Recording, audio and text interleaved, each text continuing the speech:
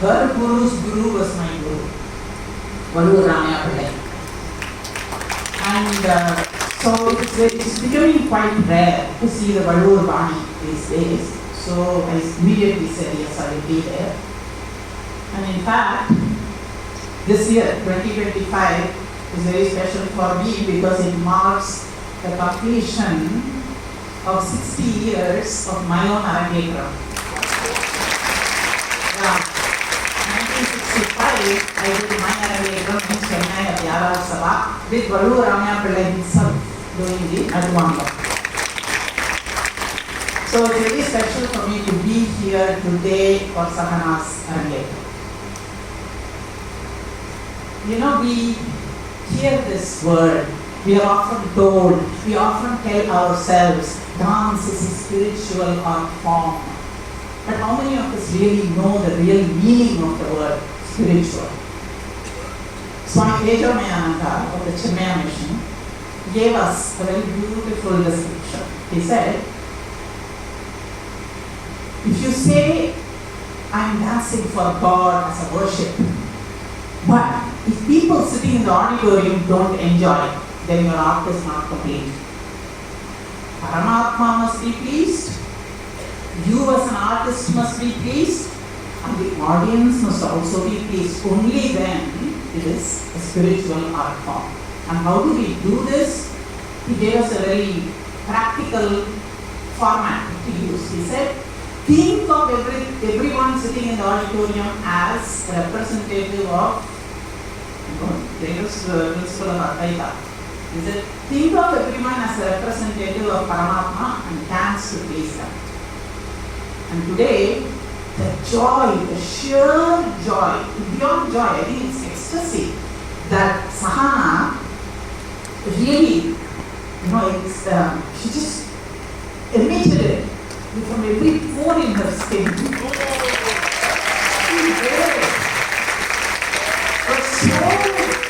So real that she pleased herself. She was having so much fun, we can see that. She pleased herself, she definitely pleased us. Me, she pleased today. And so, I think today she has pleased Paramatma also. And, when an artist comes on stage, the job is not to indoctrinate the audience with ideas and concepts and all that. Their job is to create with an elevated intent to stir the imagination of the rasikas and to infuse. And how do they do that? By infusion of rasa. This rasa is a very interesting and very complex word, but that is the purpose of artists on stage. Not to tell us to do this or that or to enjoy it or to say, oh, what message I have for you. No. Simply to induce rasa. And so many rasa-inducing moments today. First of all, her face. Her face is just so alive. And it's a perfect canvas to put anything on it. It just comes alive. And sometimes you have students who are very good dancers, they have good abhinaya, but then what happens is you go see 5-6 items, they all look the same. Every abhinaya will look like every other abhinaya. But with Sahana, when she entered in Varnam, my favorite, because I loved her Varnam. When she came on the Varnam, she was this innocent girl who sees this marriage procession and says, who's my husband? Who is my husband? And then she goes and sees Krishna. She brought to mind, maybe Meera was like that. Maybe this is what Meera was like. So that innocence she maintained. This is for Sari Baba. She maintained that innocence throughout that Varnam piece. Such a joy to see her. I said, oh, okay, she's a young girl, so she's able to do innocence. And oh boy. She comes, this confident woman who doesn't give a hoot about what anybody else says. That expression, not just expression, her body language was different. And then she comes as Rama, her body language is different. And then she comes as Surpanaka.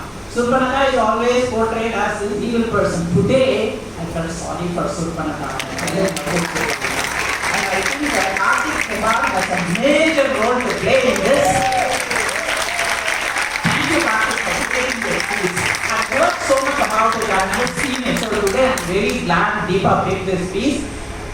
And Deepa, I have to say this. Deepa, come out. Deepa, see, the teacher has to know the capacity of the student, and the dance and the choreography is only as good as what is being the capacity of the performer.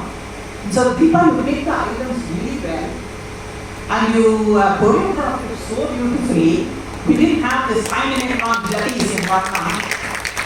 Really nice methods, but at the same time, you brought out all the strengths of Sahana to your choreography. And another rasa-inducing moment for me in Deepa's choreography in Varnam, in Nachadala actually, Yekam Recha Griheshwari Shankari. She showed for a moment, okay, she lost weight, you can show Parvati in so many different ways and finished. But she did the lingam and the embracing of the lingam. Do you know the significance of that? That is the Sthala of Kanchi.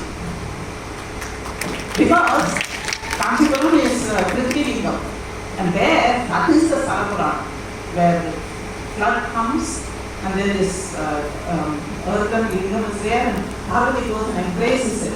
That is the Sthala, and she has done the research on that to do that, and she shows Kanchi to do that.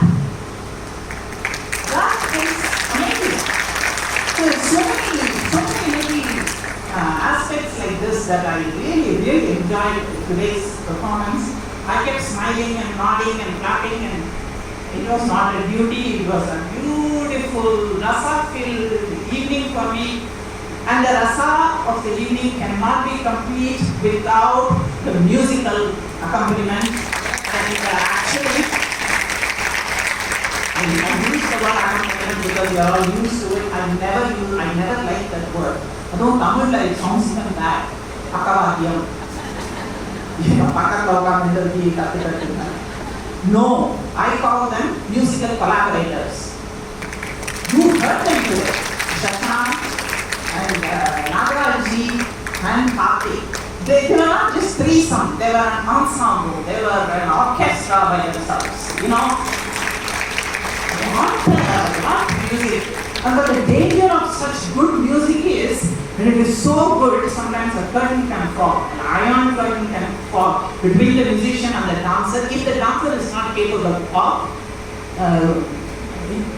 portraying the beauty and the strength of the music. So what happens sometimes, I don't know, you must have, many of you will nod, yes. Sometimes you go to performances, music is so good, you stop watching the dance and you come and look at the musicians and you enjoy the music. How many of you have done that? Right? I have done that. Today, I didn't do that. Why? Because the music didn't come from there, it came from there to here, it went into Sahana, and from Sahana it came to us. So, that is why this whole experience was like a goosebump experience for me. I don't speak like this so excitedly in Arabic drums, but today I have to because this little girl deserves it.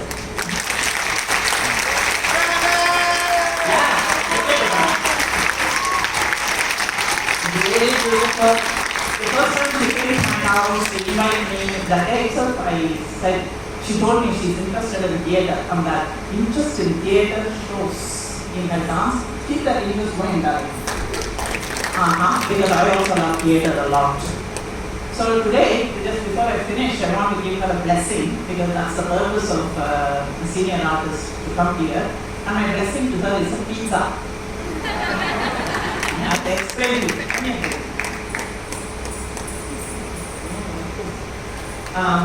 So, learning an art form is like eating pizza. Okay? And how, I'll tell you. However tasty the pizza is, you do not take the whole pizza and stuff it in your mouth. You can't. How do you eat it? In slices. And learning, this process of learning is also like eating a pizza. You